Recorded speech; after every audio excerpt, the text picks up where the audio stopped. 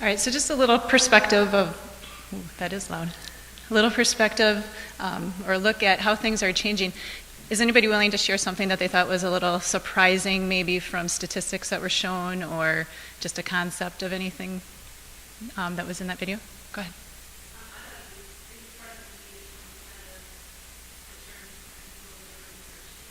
Yeah, I found that surprising as well. I think the one for me that I found a little surprising too is the attention span, that a person's average attention span is just 1 second more than a goldfish, or was it 1 second less? 1 second less, wasn't it? Yeah, so yeah, kind of interesting. Some things that we need to consider, think about as we look at technology and the future of technology in our world.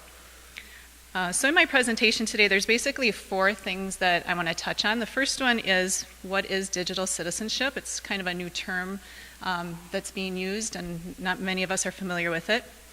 I'd like to look at the effects of our digital world on children, and then the effects on our schools, and then what can we as educators do to help our students be more prepared to live in a digital world. So first of all, what is digital citizenship? To start off with, I just wanted to look at why we should even consider this. What are some of the statistics out there that tell us about children and their use of digital technology? Well, 23% of parents that have children that are between ages of 0 and 5 say that their child uses the internet in some form. At age 3, about a quarter of those go online every day. And by age 5, about half of them go online daily. So that's even before we see them in the classroom. And these statistics are taken from both the Sesame workshop report and then also GuardChild, which is an organization that collaborates and puts together a lot of different statistics on social media. Children who are ages 5 to 7, they say go online an average of 28 minutes daily.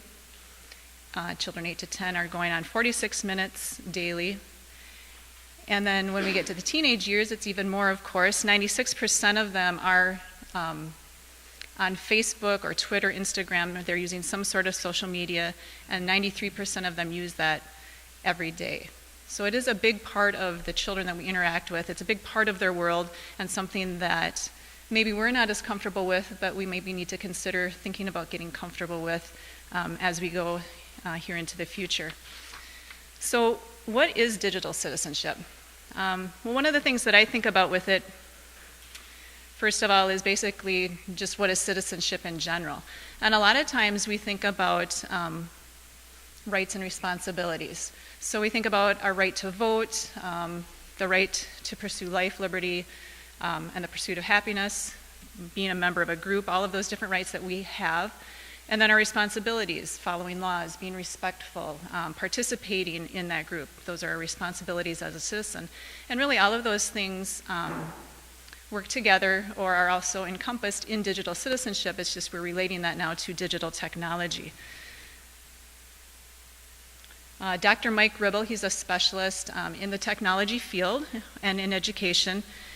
And he defines digital citizenship as the norms of appropriate responsible behavior with regard to technology use. And I would include in there or add to that our norms would include Christ-like behavior. I think about what a blessing it is for us as Christian day school teachers that we are able to teach our children about something like digital citizenship, but we can add God's word to it and what a benefit that is and a blessing for the students and for us. Dr. Ribble has basically 9 elements of digital citizenship, and I'm not going to spend a lot of time on these, but it kind of works, they all work together to kind of give you the whole picture of what digital citizenship entails. He splits them up into 3 groups of 3, and his first group has to do with respecting yourself and others. So the first one is digital etiquette. So basically, what is appropriate behavior? How can students interact appropriately online? The second one is digital access, and kind of the idea that all students should have equal rights online as they have, or we work for equal rights for all away from technology. The third one is digital law, so helping them understand that whether they're online or not, that's things like stealing, or if they cause damage to somebody else's online property, that is an issue as well, or it is encompassed in digital citizenship. The next set of 3 he puts together under educating yourself and others. So we have digital communication. So we have the ability to communicate anytime, anywhere with anyone. So teaching everybody involved basically appropriate behavior. The 5th one, second one in that group of 3, is digital literacy. So students basically need to be taught how to be appropriate in the digital world. We can't just assume that they're going to know how to do this or figure it out, but we actually need to teach them, or they need to be taught. And then number 6 is digital commerce, and that's basically buying and selling of goods online. And I'm sure many of you have done that, but also kids are doing that as well. The last group of 3 then is protecting yourself and others. The first one is digital rights and responsibilities. So basically we all have the right to privacy, free speech, all of those things within digital technology. Number 8 is digital health and wellness, and I'm going to touch on a lot of aspects with this, but basically physical and psychological problems that they're finding are happening because of digital use, so ways to keep students safe. And then digital security, the idea of we lock our doors for a precaution, so we should have precautionary measures for students or children as well when they're using the internet and digital technology. So that is kind of the 9 pieces that Dr. Ribble anyway puts together to explain digital citizenship. All those pieces work together with digital citizenship. So the second thing I want to share with you are the effects of our digital world on children. And looking at growth and development to start with. And one of the organizations that I've gotten a lot of my information from is Common Sense Media, and I'll talk about them a little bit later on, but they're a research organization. They're an independent nonprofit organization, and they've found that our nation's children spend more time with media and digital activities than they do with their families or in school, which profoundly impacts their social, emotional, and physical development. And if you look back at some of the statistics we saw earlier, many kids are going online at an early age, and the amount of time that they're online is also obviously very high as well. So one of the developmental issues or things that is happening is they're finding that digital media is affecting concentration. So Daniel Goleman, he's a psychologist, and he wrote Focus, the Hidden Driver of Excellence. In his book, he states that if young students do not build up the neural circuitry that focused attention requires, they could have problems controlling their emotions and being empathetic. So when we look at brain research, we now know that children's brains aren't fully developed. They're saying now until their ages 21 through 25. And he's talking about the neural circuitry are those connections that our brain is making within the brain itself, but then also with the rest of the body. So because of technology use, they're not able to have the attention, they're not focusing enough on one activity that their brain is able to make those connections. So he would recommend that we, and this would not only be children but also adults, need sustained episodes of concentration. And his philosophy would be to put electronics away for a time so that kids can actually focus on one activity. Because a lot of times children are maybe texting as they're doing their homework, listening to music as they're doing their homework. Maybe they're checking Facebook, going back and forth on their computer as they're doing their homework. So that kind of idea where they're not really focusing on one activity, they're always doing 2, 3, 4 things at one time. So he suggests things like doing a puzzle, even just reading a book without any other distractions. Those are some things that children need, as well as adults, to have those episodes of concentration, he calls them. One of the studies he talks about is from New Zealand. There were 1,000 children that they studied. They were born in 1972 to 1973. And they watched those children for the first 8 years of their life. And they looked at their ability to pay attention and their ability to ignore distractions and their ability to focus, basically. Then when those children grew up and they were age 32, they reconnected with all those kids and they looked at what they looked at was their success, and we can all, obviously, will define success in a different way. But they found that those that had the ability to concentrate early in life were more successful, in their definition of success anyway, as an adult.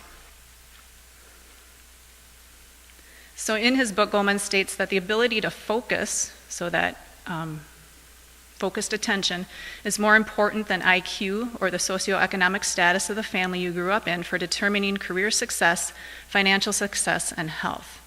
That could be a problem for students in the United States who often seem addicted to their devices, unable to put them down for even a few moments. So that is concentration. Another area of development that they're finding is an issue with social media use is something called digital dementia. And that's basically a deterioration of brain function because of overuse of technology.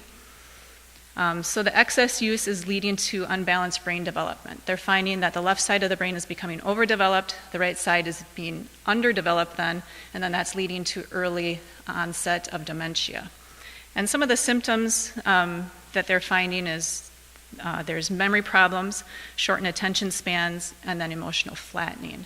And the emotional flattening idea is basically the range of emotions that a student is able to feel is basically shortened, or that range is really shrunk down, so they don't have a lot of emotions. There's some studies that have been done in South Korea because it's a very big issue there. One of the studies reported that they're seeing people coming into their clinics, and it almost seems as if they have had some sort of trauma to the head from injury or possibly from a psychiatric illness, but it's really from technology use. And then a lot of clinics are actually being established in South Korea just for digital dementia to try to work with their students or their children in their nation to help them develop normally. According to Chris Rowan, who wrote Digital Dementia, Guidelines for Educators Regarding Technology Use in School Settings, both Canada and the US are also having issues with this. So they're finding declining academic performance in literacy, science, and math due to digital dementia. So it's also a problem here in the United States as well. So that was concentration and then digital dementia. The next one is a little bit more of a social issue. It's called Facebook depression. And this is from a study from 2011, and now they've actually, they don't always call it Facebook depression anymore because it can be expanded not only to Facebook, but Instagram, Twitter, and some of the other social media that students are using. But the American Academy of Pediatrics is the group that did this study, and they found that the intensity of the online world is thought to be a factor that may trigger depression in some adolescents. Those who suffer from Facebook depression, or Twitter depression, or Instagram depression, are at risk for social isolation and sometimes turn to risky internet sites and blogs for help that may promote substance abuse, unsafe sexual practices, or aggressive or self-destructive behaviors. So that is also an issue that students at times are facing. So those are the three that I kind of focused on. There are many others. There's sleep deprivation. Actually, that came up in a brief talk yesterday. There's issues with their thinking, anyway, radiation being emitted from our electronic devices. There's issues with eye problems from looking at a screen for so long. So there are a lot of other issues that are involved or could be involved as kids are developing in our technological world. So the third thing I wanted to talk about was the effects of our digital world on our schools. And the main thing that we're seeing, or is being seen in studies, is an effect on academic performance. So one of the areas is reduced attention spans. Basically, it's kind of the whole idea from that very first video that we watched. Attention spans are shrinking. Kids are not able to focus for longer than a few seconds, and a lot of that has to do with our fast-paced technology as they're playing their video games or looking at different things on social media. So attention spans is one thing that they are seeing as an issue that is affecting academic performance. A decreased ability to retain information. So one of the blessings, I believe anyway, of internet is that we have information at our fingertips. It's right there, it's very quick. It's a wonderful resource. But students aren't always able to go beyond that. A lot of times some of the information that we get right away is maybe what they would call moderate value, is what a lot of the studies talked about. Students aren't really able to go beyond that. They're not able to dig deeper or to think for themselves because they get that instant gratification or that instant information, and they think that's it, that's all there is to it, here's my answer, or here it is, and they're not able to do that critical thinking. Oh, sorry, retaining information. I skipped down, didn't I? I just talked to you about critical thinking. My mistake. We're coming to that one. Sorry, decreased ability to retain information. The idea that they don't have that focused attention.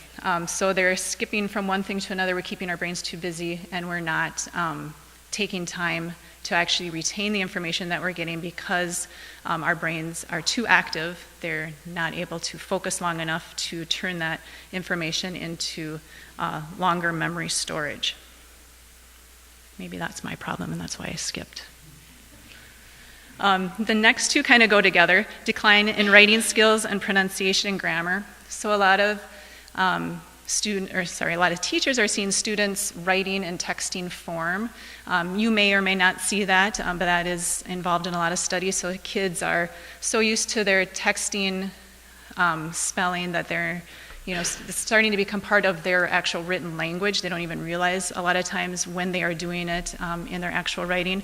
Pronunciation and grammar are also not where they should be.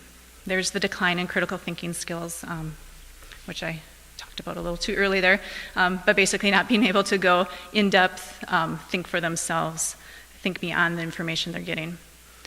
Lack of social skills is another thing that they're seeing in the studies that they're doing. So kids are so used to communicating on some sort of device that when they actually get face-to-face with either a friend or it could be even another adult, they really don't have those people skills that a lot of us have had growing up, or they're saying that now we need to go back and we need to really teach those people skills to students because a lot of them are not learning them at home or not learning them just through everyday life because of technology. There's also a decline in work completion. So students are either rushing through work so that they can get on social media or get back to their video games, or sometimes those social media is getting in the way where they're not even getting to their homework and completing it because they're so caught up in their video game or on Facebook or whatever they're doing. And then the last one is a lowering of GPAs. So several studies that they've done recently, they've looked at social media, computer, video game use, and students. And they've actually been looking mostly at freshman college students in the studies that I found anyway. And they found that a higher use of technology or social media has been showing lower grade point averages. So the last thing is, what can we as educators do? Well, I've thought of three things that I think are very important. One is to educate ourselves, and I would include our schools in that since we're talking specifically with teachers here. Educate parents, and then educate students. So educating ourselves, I think that, at least for myself, when I've looked at this research, I've gone to, like I said, a few seminars on this. It's an overwhelming topic. There's so much out there. To me, it almost feels kind of like there's this virus that the kids have a hold of, and nobody really knows how to rein it in and control it because social media is changing so quickly. They're going from, Facebook to Instagram to Snapchat to all these new apps are coming out all the time and new things that they're getting involved in that it's very hard to keep up with. I find it very overwhelming. One of the things for educating ourselves would be to use our God-given talents to learn more about social media and how it affects our students and their learning. So I just have Romans 12, 5-6 there. We all have different talents that God has given us. How could we use them to help our students in this area? Another thing that I do a lot, especially when I get overwhelmed with this and other things, is praying for wisdom. So James 1:5, if we lack wisdom, ask for it from God. He will give it to us. Some of the things that we can do in our schools is implement what's called an acceptable use policy at our school. And this is a policy basically that outlines in writing how your school expects its community members, so its students, how it expects them to behave with technology. Do any of you have an acceptable use policy at your school? You do, wonderful, okay. Currently at Emmanuel, we do not have one, but it is something that we're looking into putting together. I believe is something that's very beneficial, so students know what's expected of them when they are at school. I have an example of an acceptable use policy. It's the blue sheet or the blue handout that you were given. They at times get quite lengthy, and maybe Sarah or Professor Rail can give more information sometime if you have questions about their acceptable use policies.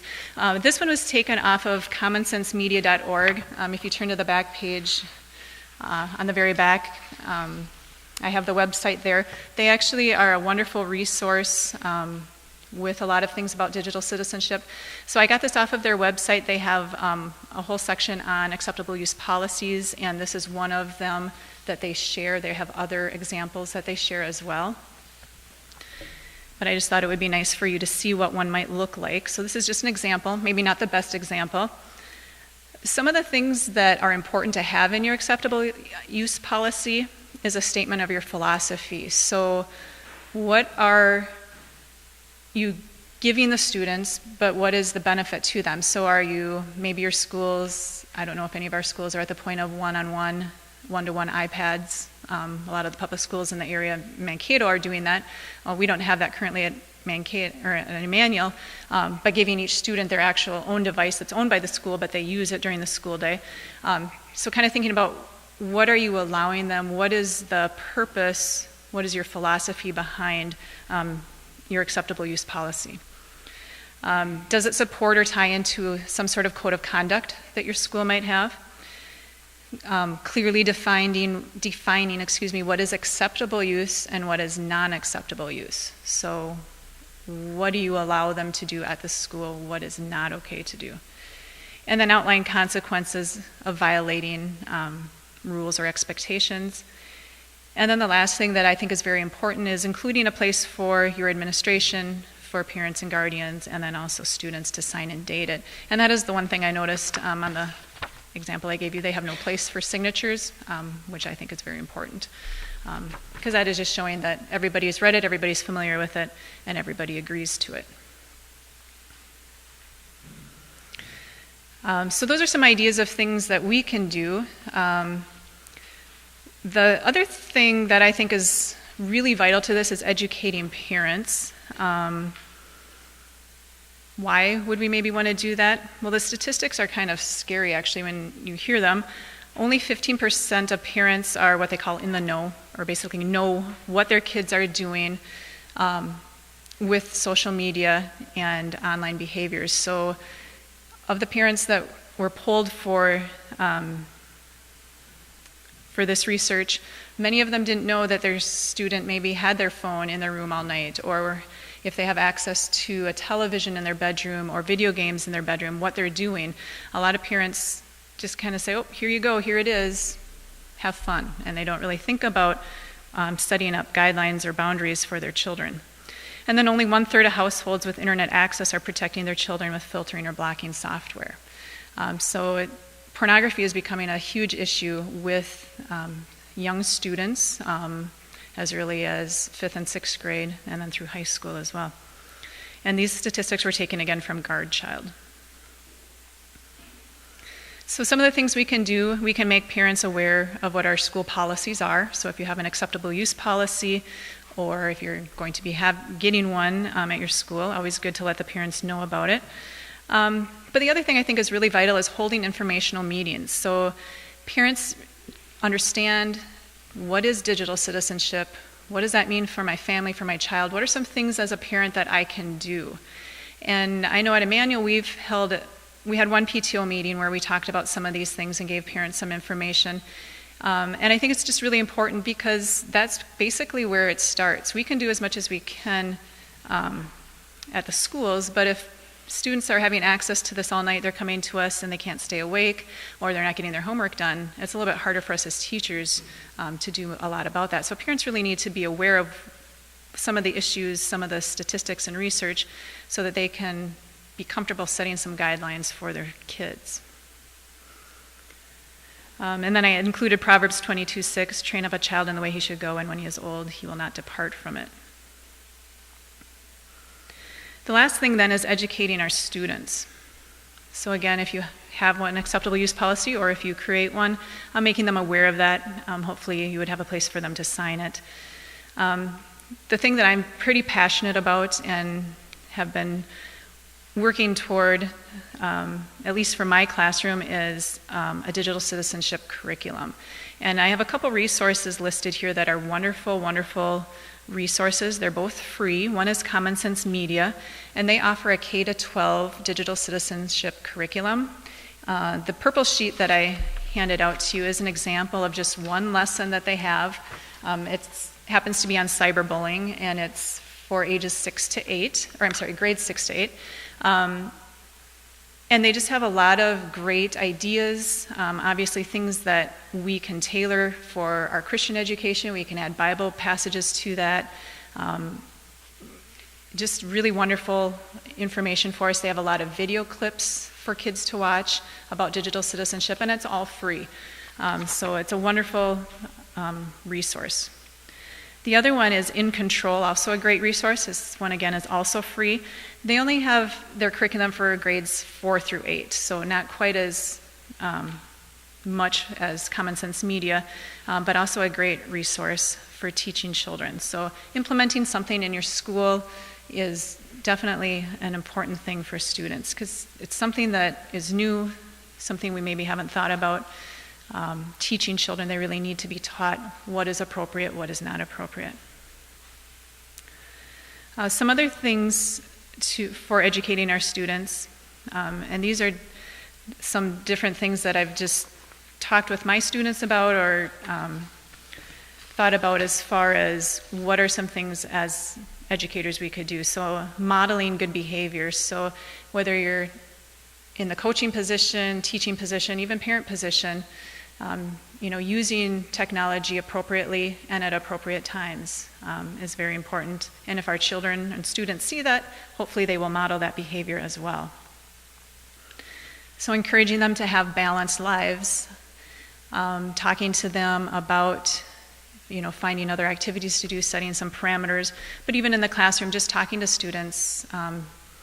Every year I have the students do a little activity where for 3 days they basically track their activity when they're not in school, and they have to write for every hour what they did throughout the day. And then we talk a little bit about, okay, so what did you spend most of your time on? A lot of times it's video games, typically for boys, and for girls, I was on Facebook or on the computer, and talk about, well, what could we do differently, or how could you maybe cut that down, and what are some things you could fill in that time with, just to get them thinking about having more of a balance. Maybe not so much technology, getting outside, maybe doing a devotion, something other than technology. Teaching kids that nothing is private. They don't understand that what they put out there is there. It's always there. It's called a digital footprint. It never goes away. What they put online or post online is always there. So teaching them that that is the way that the online world works. And then teaching them that the identity they create today can haunt them tomorrow. Well, 1 in 10 young people, they are saying now, are rejected for a job because of something that they have posted. One of the things I talk to my students about, and also my own children personally, is the whole idea of kind of pausing before you post. So maybe doing some self-reflection. What was my purpose for posting this, or wanting to post this, or creating whatever I've created for online view? And then what does it say about me as a child of God? And having them kind of reflect and think through that before they send that text or post that on Facebook or Instagram or Snapchat or whatever they might be using. I think discussing accountability with students is also very important. The idea that They are responsible for whatever they post or whatever they do while they are on computers, or accessing the world online. So taking responsibility for that. Explaining to students that cheating online is still cheating. A lot of students don't realize that, if I text a friend an answer, no big deal, but that's still cheating. Okay, so just having those conversations with them. And then the last one, talking about copyright issues. When you use something that's off the internet, whether it's an image, a video, a quote, whatever it might be, it needs to be, you need to give the person who created it, you need to give them credit. So what I have for you, this is from the website, the In Control one. It has the curriculum for 4th through 8th grade. It does kind of a nice job of talking about digital citizenship. It might be something that you could use in your classroom. I kind of liked how it kind of tied some things together.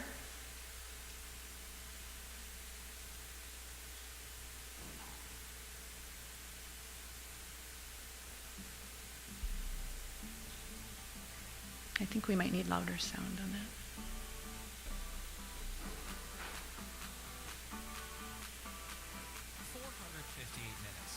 Did you know that's how much time you spend using...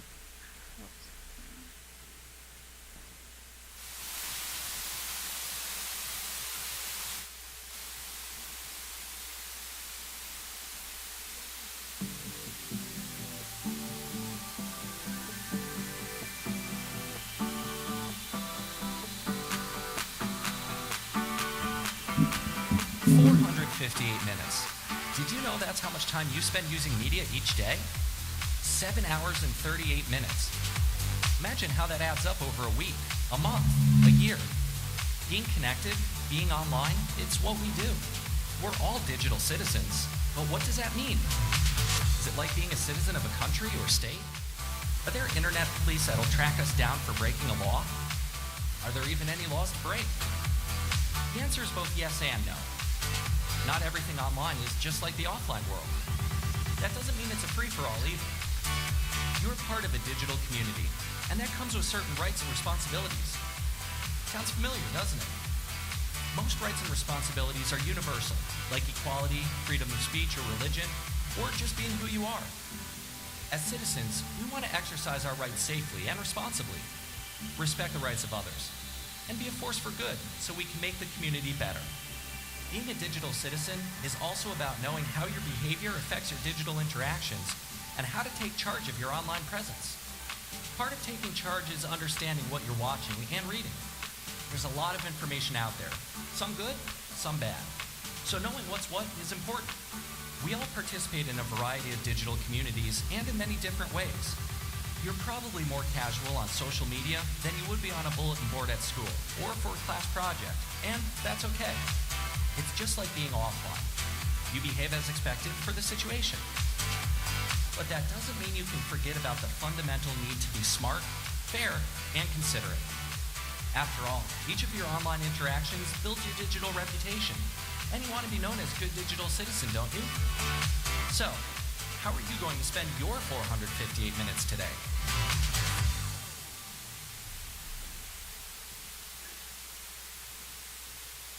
Sorry, I'm not sure if you could all hear that. But basically a nice teaching video about digital citizenship, something that could be used in a classroom if you chose. And that again is from incontrol.com. So one of those websites that's listed for you. Does anybody have any questions? Yeah. You had talked about encouraging students to read and, to develop the other side of the brain. I was wondering if you had any thoughts on them using digital devices for reading? That's a great question. My thought would be no, because then there's always that temptation to, I guess unless they're just using like a Kindle or something where they can't get access, but there's always that temptation to, click on something else or get somewhere else and not actually having that concentration. And I personally, for myself, I would also say no, just because of some of the studies. I didn't have a lot of, or any information really about like eyesight issues, but just getting away from the screen for a while. But that's more of a personal thing than.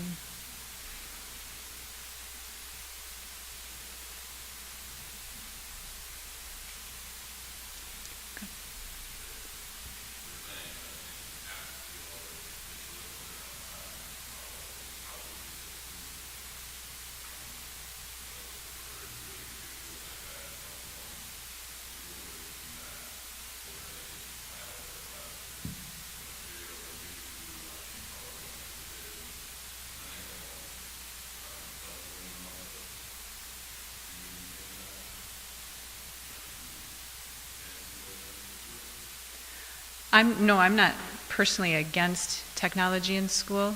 I guess my passion is just to teach students how to act appropriately and what's okay, and to try to safeguard them from overuse that could lead to some of those developmental issues. But no, definitely not against using it in school.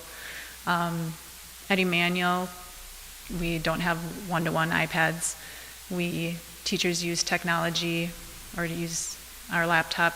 We have a couple mobile labs, and they use them when they see fit, and certainly no problem with that. I'm not sure if that answered the question totally, but Doug? Lori, did you have a question? Go ahead. You gave your minute.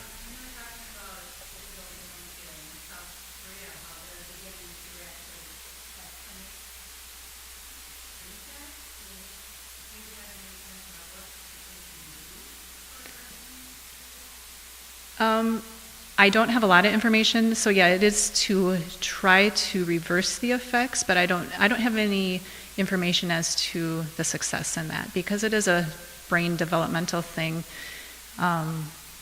So the left side's already been overdeveloped, the right side is underdeveloped. Are they able to actually develop the right side? I don't know to what extent. So no, I don't have the information on that, sorry. Doug?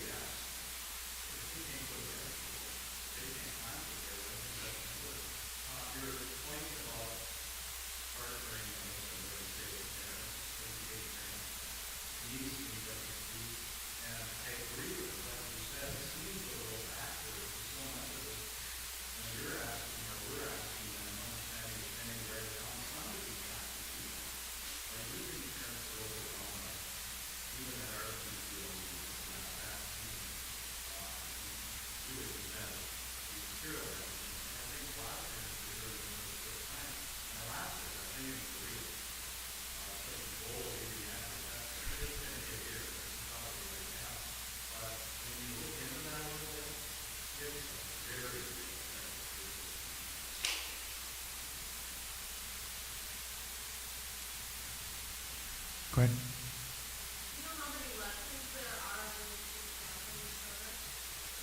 Well, that's just one lesson. So on cyberbullying, they have, if I remember, because I've focused mostly on the 6th through 8th grade units, I believe they have 3 units, and there's about 5 lessons per unit on their website. And I believe they break it up. I believe they have K3, 4, 5, 6 to 8, and then 9, 12.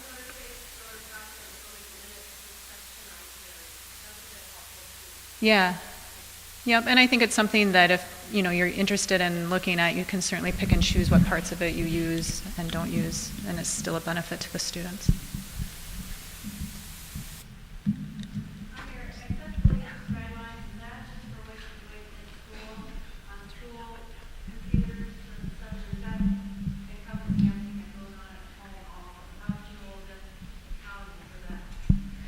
That's a great question. So what I had in here was for schools, the acceptable use policy. When I spoke to the PTO, parent-teacher organization at Emmanuel, on Common Sense Media, they have some great student, well, I guess it would be parent-child contracts that parents can use. So something that parents would talk about with their kids at home, and then both mom and dad and child would agree with that, and they actually sign it. And it seems like a neat idea. I haven't done that personally with my children at home, but a way to set some guidelines for your children, and then basically have a written contract so the kids understand, oh, this is mom and dad mean business. So that's available on commonsensemedia.org, something like that.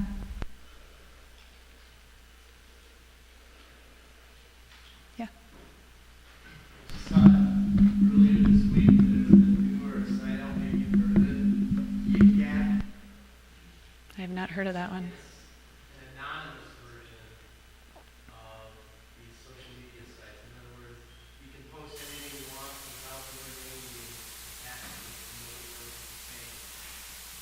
Wow. The rationale behind the good of it is that students can get involved in discussions where they can state their opinion without being ridiculed and taken past for it or anybody. This is the positive side of the way of pretending, but it's pretty obvious the negative side of that is even worse, where students can bully and say anything they want about anybody and then be taken past for it and really what they're saying. In other words, you start rumors, nasty stuff. So, Yeah, it's good to know that was called YikYak. yeah. Okay. But there are other ones too. That was one of the biggest downloads in the last week, I think it was. Okay. Thank you, yeah. Yeah, and just maybe to clarify too, what Ross was saying made me think, I certainly think that the technology that we have is a blessing, and it can be used as a blessing for our students and for ourselves. I don't see it all as negative, and I hope that my presentation didn't come off as all negative. I just have some concerns. I believe that there's some concerns that we should take to heart to keep our children safe. But it's definitely can be used as a blessing from God for our children and for ourselves and in our classrooms. Hand back there, Neil.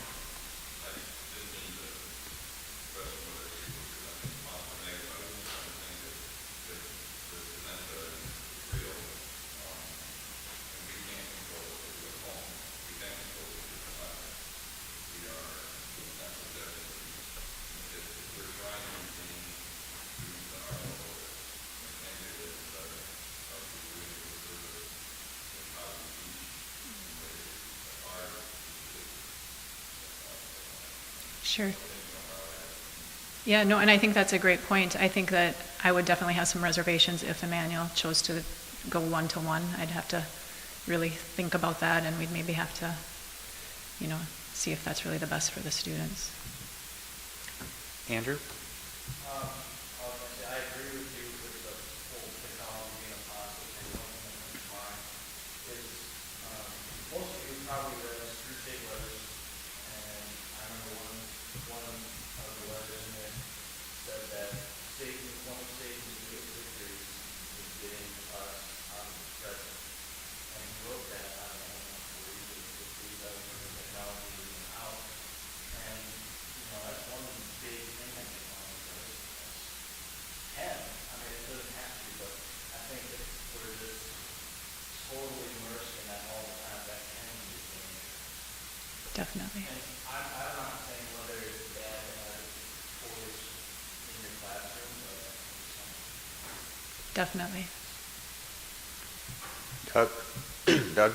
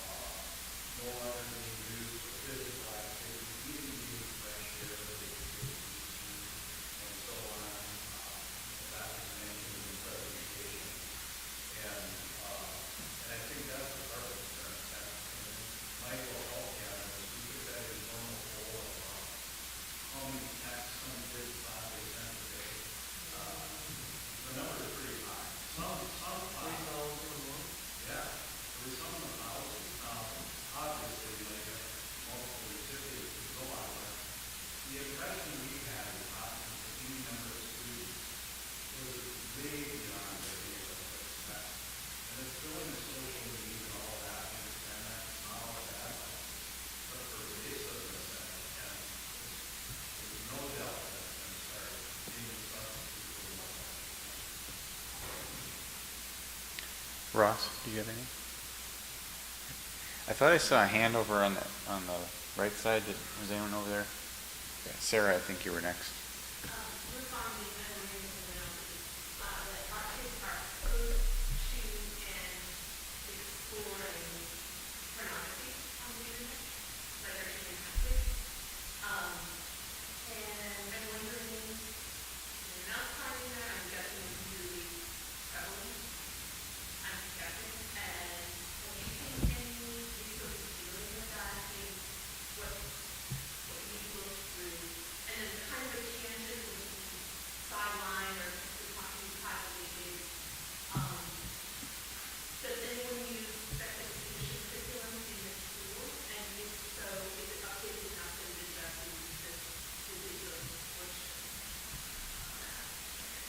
So to answer your first question, I have not looked into ways to deal with students accessing pornography. I have some statistics about it. It's become, if I make sure I get the ages right, I believe children ages 12 to 17 are now the highest viewers of porn online, is one of the latest statistics I saw. So yeah, it is definitely out there and it is happening. But I have not seen or researched any ways to address that necessarily with students. And then for your second question, I had something to say and I don't remember your question.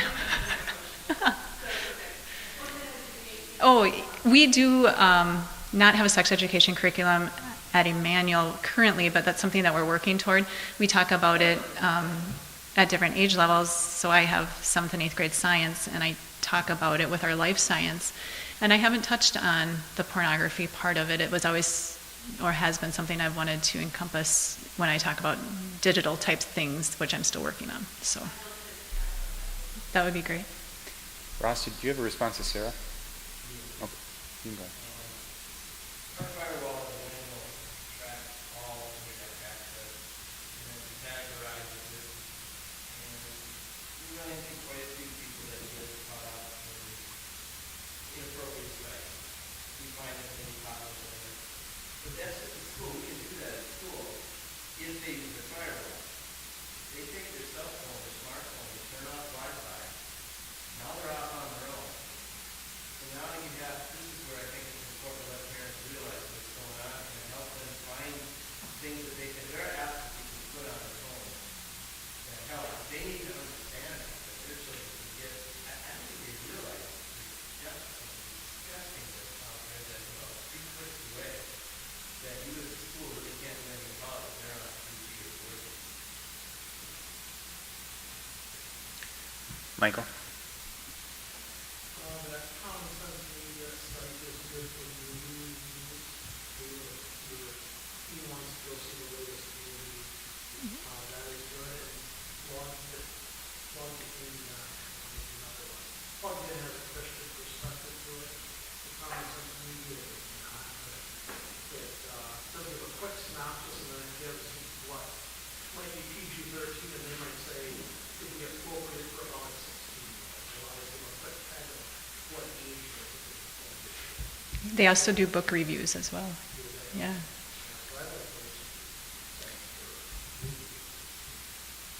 Go ahead, Ross. Yeah. On our ILC website, homepage, way down at the bottom of the resources, and we use another movie review site called Christian Perspective or something like that. I can't remember what it's called, but it's in our resources at the bottom that does that. It has like morality rating and then an overall movie rating. And it gives a synopsis of it, and it includes things that are in the movie that give you a pretty good idea whether it's something you should be thinking about or not. It's on our homepage under resources, way down at the bottom. Nita?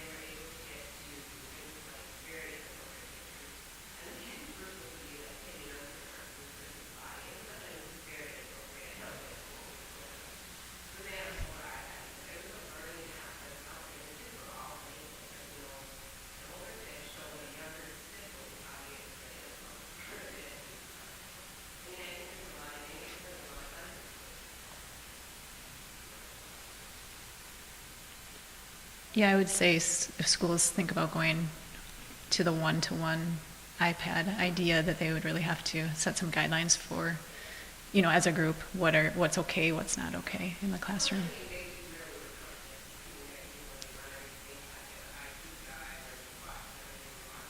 Sure, but as far as using it like at recess time or whatever, I think that would be a good discussion that the teachers should have before implementing. Barb? For those of us that have taught many years, I think we have all seen a definite decline in the attention span of children and their abilities to socialize and things like that have really gone hot. But looking at the screens that you had on how that screen time has a detrimental effect on the brain, which I've always held to ever since we, 25 years ago, when my kids were young, just, we're not watching TV, we're not getting the brand new Ataris and that kind of thing, which my kids just hated before. But that just rewires their little brains, I think, and this is something our parents, my kids need to know is that don't let your kids sit in front of the screens all day.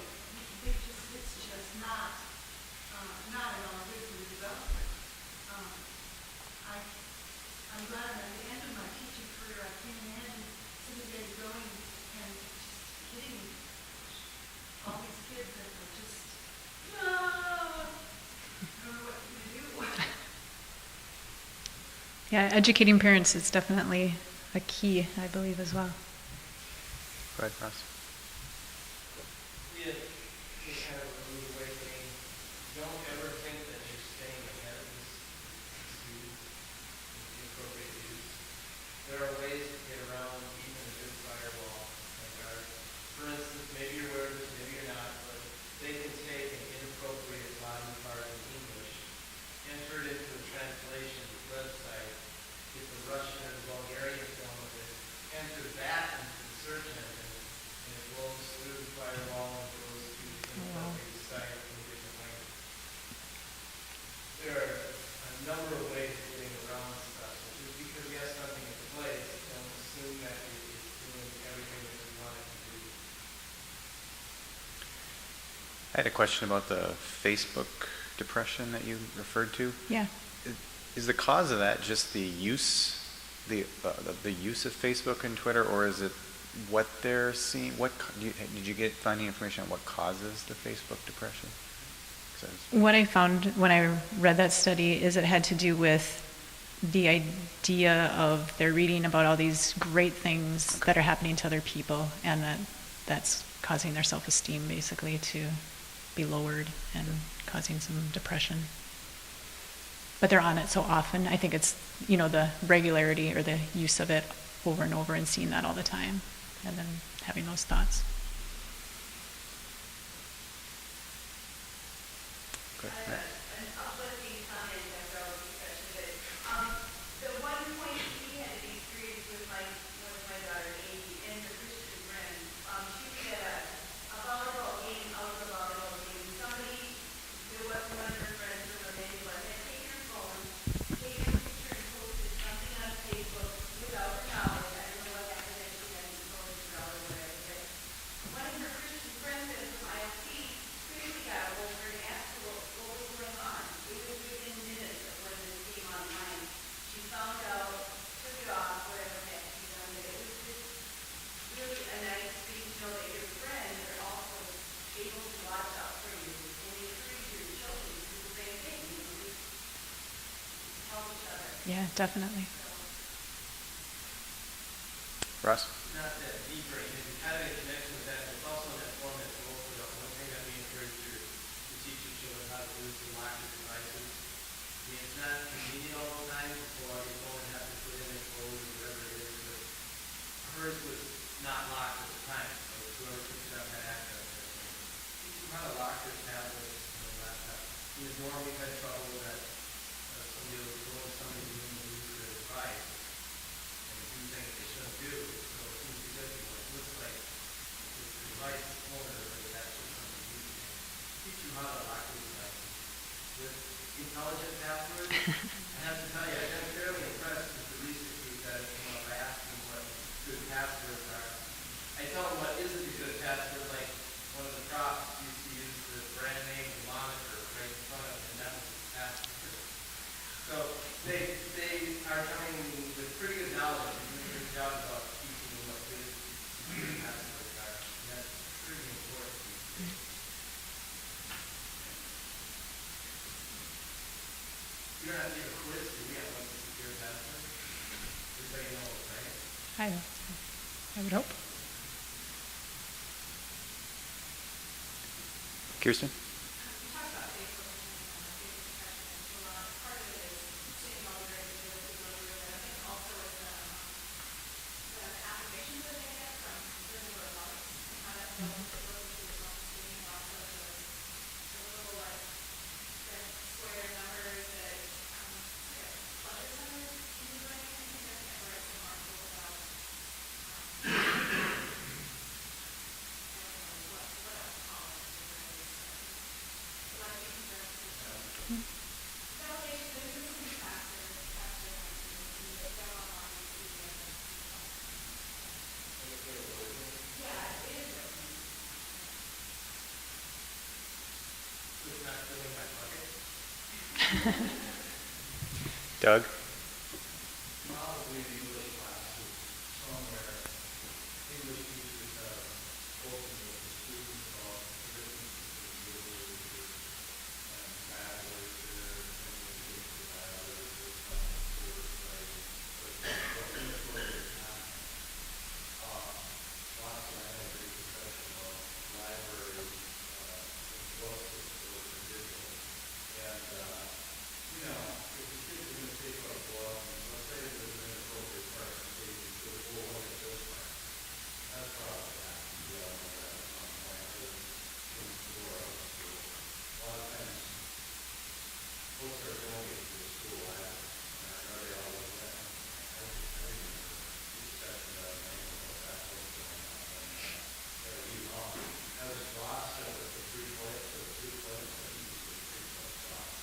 It is so easy now for the kids to sit around. And somebody wants to say, look at this, and look at this, and you get certain things, you know, and that's probably like YouTube or whatever. It comes back to the education on those things, but the battlefront is different than it used to be. And that Philippians passage, you pointed out things that we have Bible passages, so that you can realize what I learned in KG, but also things that while they look at it, things on these things. And that passage instructs us about so much in this area. There's so much to be lost. You know,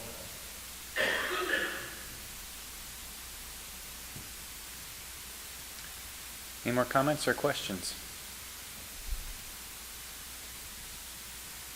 All right, thank you very much, Julie. Appreciate Thank you. We currently, the next speaker, I do not believe is here yet. The next item on the agenda was the Zanscan 3D printing, Nicholas Upka. A little bit of time here. There was one item that I was going to cover in the business meeting tomorrow that I thought I would bring up now since we've got a couple of minutes.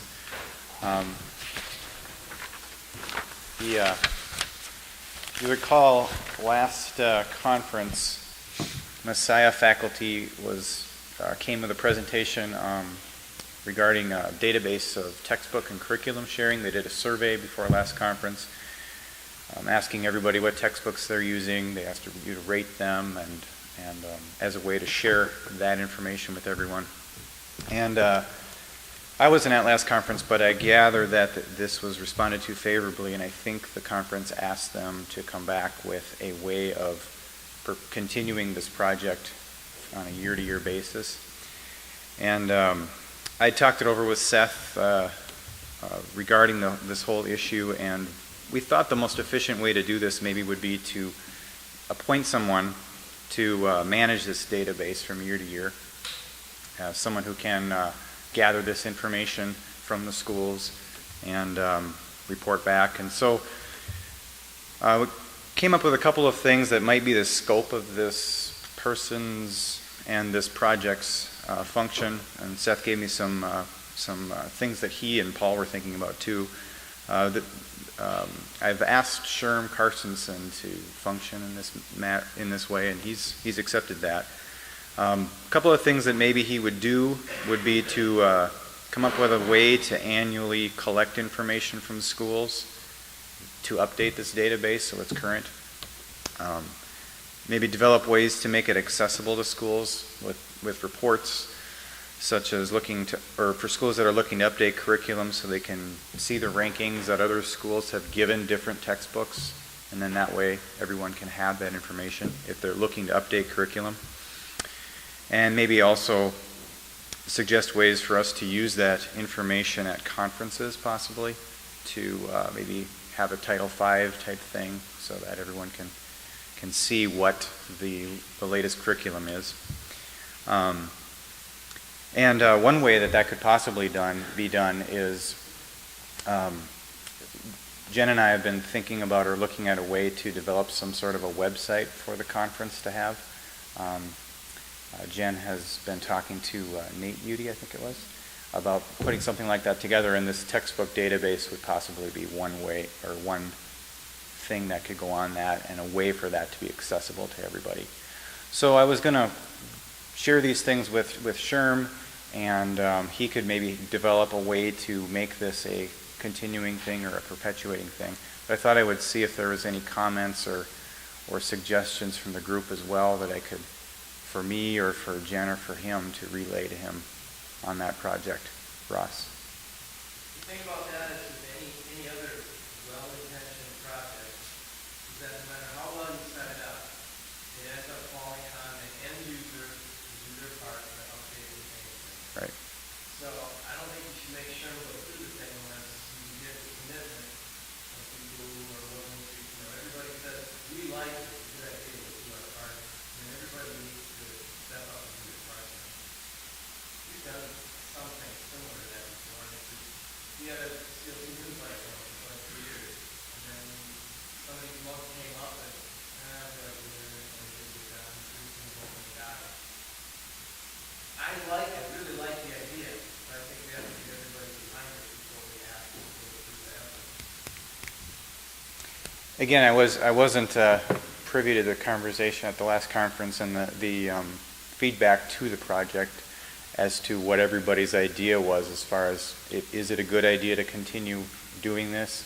Maybe the idea is to see what the method was, and then everybody could say, this is a good idea. Seth, does that sound like it maybe was what was kind of intended? I don't think so. Okay. I think it's a lot favorable that we should continue gathering information to operate, to do that out, to offer the way that we'll talk about Okay. today. I think that the preliminary recommendation has the consensus that we're collecting information. And there were you didn't get information from every school, right, Seth? In the last time you did? Okay. Some gathering needs to be, it wasn't complete, and then the way we completed it and the way we updated it. Right. Carl? Sure, we can do it. We would go on to concepts. This isn't a job. It doesn't have to tell that. No. He said it was CLC status. It could be anybody. Obviously, a thing like this is, it's got to be voluntary. Right? It's got to be, our commitment to it as a group. But the value to it, obviously is, like you said, Ross, it's there. It's the commitment to it by everybody. Did you have a comment? Another name you can add to the list is, have you been to the CLCBoosters.net site? It's pretty good site. Right. It's got a lot of resources on it. The person that keeps that up is Nolan. She's from some of these congregations here. Dave Nolan from Washington. She's been really good about keeping that up and adding things that the board asks her to add. She might be somebody who wants to do that.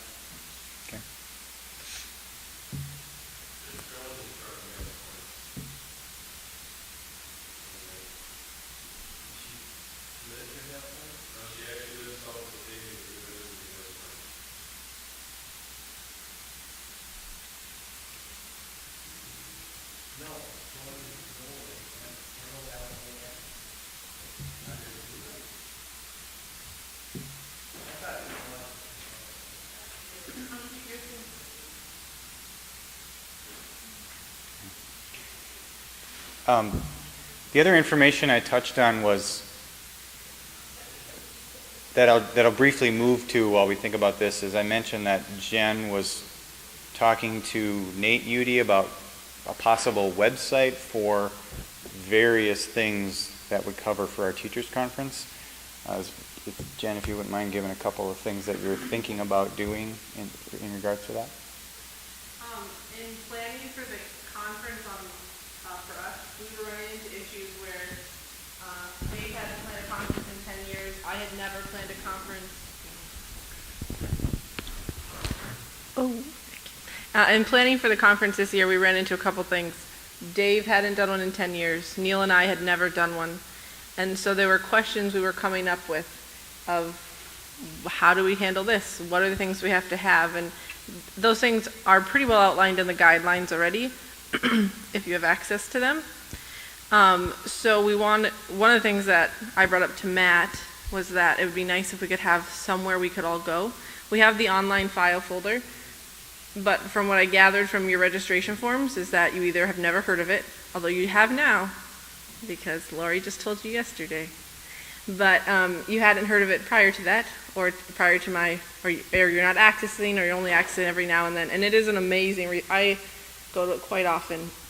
But one of the things that I suggest was that we come up with a website that puts all those on one, has a secure access for each of the teachers that are in the synod, and then gives us a way to communicate. And then for conference pieces, like this year, you saw how many millions of emails that I send out. And then I kept forgetting Claire. I'm so sorry, Claire. But she kept getting left off. So it was, and did I have all the right emails? If there's a website, you're kind of responsible to go check it out and figure it out. And so it'd just be nice to just go update a website versus having to make sure we have all the emails. Did we miss a principal? Did we miss a teacher? That's kind of where I came from it at. And in talking with Nate Udy, he was the person I went to because I know he did the Middleton website when we were there. And I know he and Matt Udy and Matt Shazer worked pretty hard on the CLC one. I just felt like he might be able to tell us if it was possible, and he seemed to be no concerns with it. But we could get all of our papers there. We've taken videos of all the presentations so far. People like Sherm, who couldn't be here, and Dan, who couldn't be here, and Amy Osborne, to have a place for them to go to watch those things and see what they didn't get a chance to be a part of, not to make them feel bad, but so that they can be caught up, would just be nice, I think.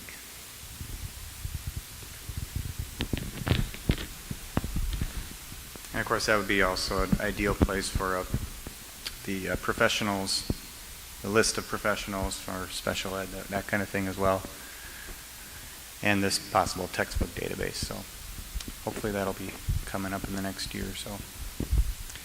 Any other comments regarding the textbook database project or suggestions that I can relay? Ross? Different topic. Okay, well, I'll relay some of those things, and then your suggestions for other possibilities for a manager are taken too. So, thank you. Go ahead, Ross.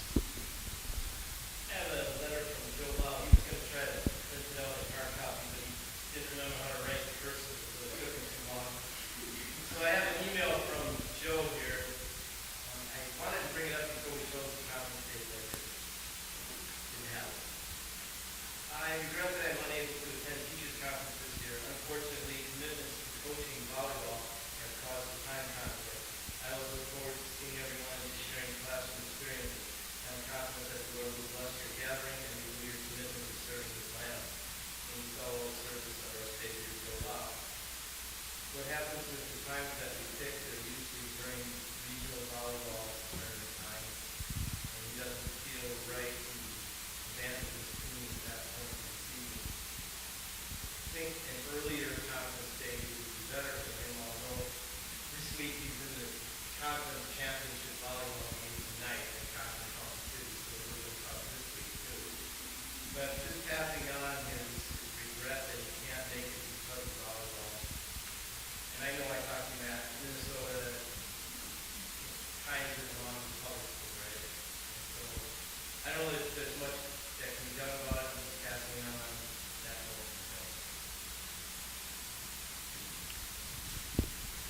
Yeah, I had a conversation with Carl too about this, just the issue of making up days and scheduling days off and things like that. I understand both of those concerns.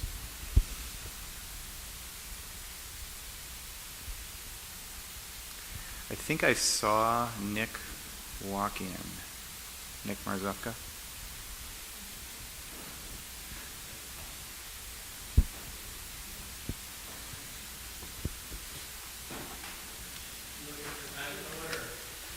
If you've got one, I was just going to look at my agenda, but go ahead. The Board of Ed and also the PR committee and Emmanuel, as well as the board patients, feel like the alumni committee, or alumni group, needs to be resurrected. It hasn't been functioning for 1 year, 30. Wondering, we're trying to figure out the best way to go about it. I'm wondering if you have an opinion on that. A couple of the thoughts. You don't want it to just be a request for money, which it could turn into. Apparently people that graduate from UW or whatever recently have gotten tons of emails from others. I don't know if that's true. But it could, the other thing that we were talking about just recently was it might be a good resource for like Joel and POE class and for others of us to kind of have a list of resources of what our alumni have done and what fields they're in now and what knowledge that they have, so we might be able to interact with them and maybe get them to come back and talk to students about their particular occupation, what it took to get where they are now, just their thoughts about different occupations. We try to do a little bit of it, we're not really good at that right now. So that'd be one thing that could happen with the alumni committee. Supporting projects at Amanda would also be another one. Trying to figure out how many alumni we should have at this point. Has it been 50 years? 50 years, maybe the average in the early days, it wasn't maybe that big, say 25 times 50. Quick math on that. Quite a few, 1,200 or 1,340. We could be a pretty big, have an impact, I think, if we got going. I don't know what comments I'm looking from you, is it a good idea, bad idea, but we're in the process of trying to resurrect it. Anybody have any comments?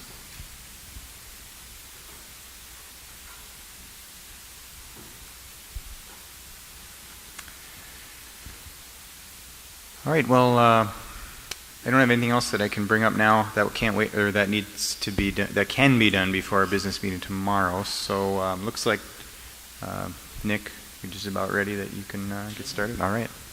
So ready for Nick Marzufka to present on SandScan 3D printing classroom.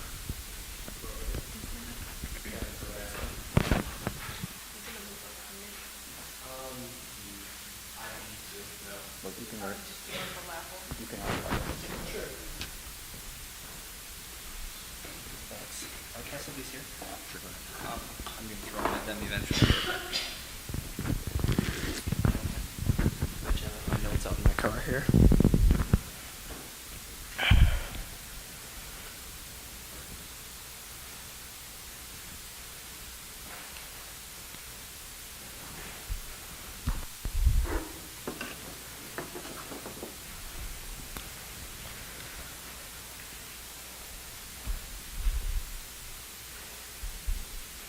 Thank you for your patience. Sorry, I left Eau Claire about 12:30 this afternoon because I heard there was construction. So I showed up here about 5 hours later. 94 is down to 1 lane, so if you're headed back that way tomorrow or Saturday, be careful.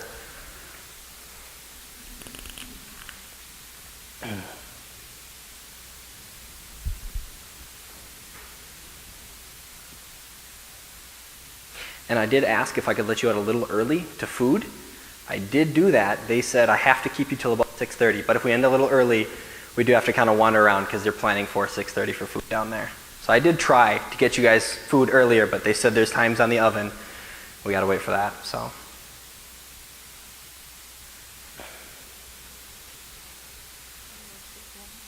I'm actually going to grab 2, if that's okay. Thank you.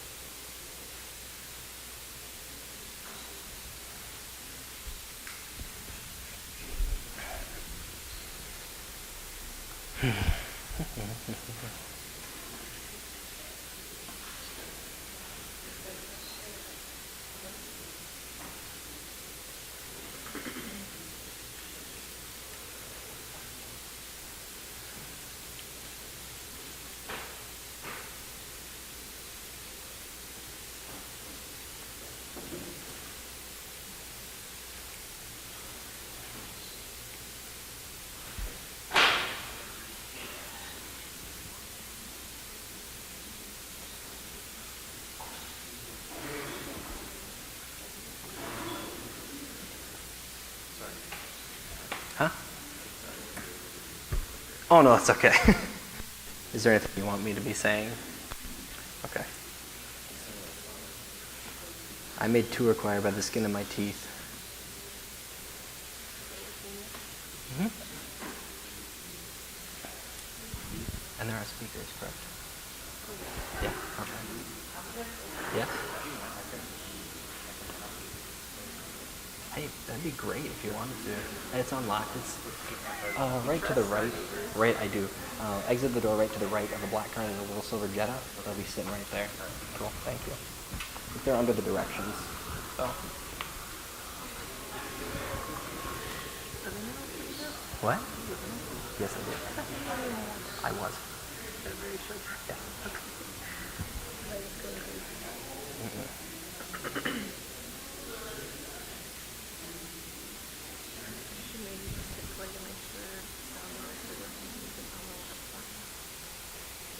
We produce objects. Okay, awesome. Hey, sure. All right, there's 2 videos. There's 3 videos that I want to pop up here, if that's okay.